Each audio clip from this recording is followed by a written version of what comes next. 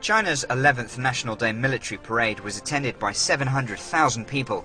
More than 11,000 officers and soldiers took part, and though the ceremony was larger than that of previous years, it was all over in less than an hour.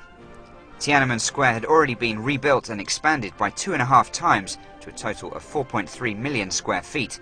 The square was bordered by the Tiananmen Rostrum at the north, the Museum of Chinese History at the east, the Great Hall of the People at the west, and the monument to the people's heroes towering over the southern side, creating a spectacular backdrop for the year's parade.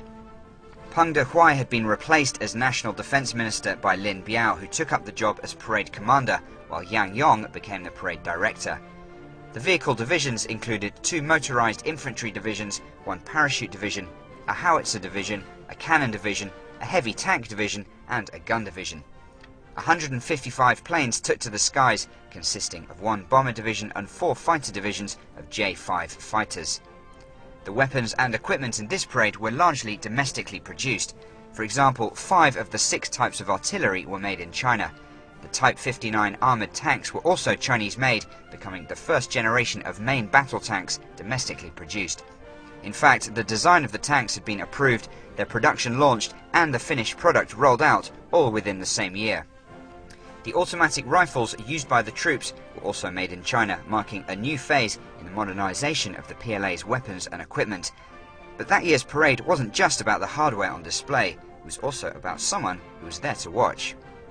If Beijing's Russian Quarter had existed back in 1959, there would have been a great deal of interest here in that year's parade. That's because Soviet Premier Nikita Khrushchev accepted an invitation to attend. But if Sino-Soviet ties appeared good at the time, cracks were beginning to show, and the relationship didn't last much longer. Fresh from a landmark visit to the United States the previous month, Khrushchev turned up in Beijing for the October celebrations, standing by Mao's side at center stage. And while there were smiles on the day, relations had cooled a few years earlier, and by 1960, the disagreements had become public.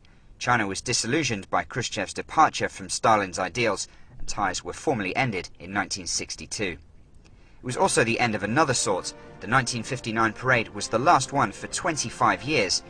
In September 1960, it was decided to celebrate on a small scale every 5 years, while celebrating on a larger scale with military parades every 10 years.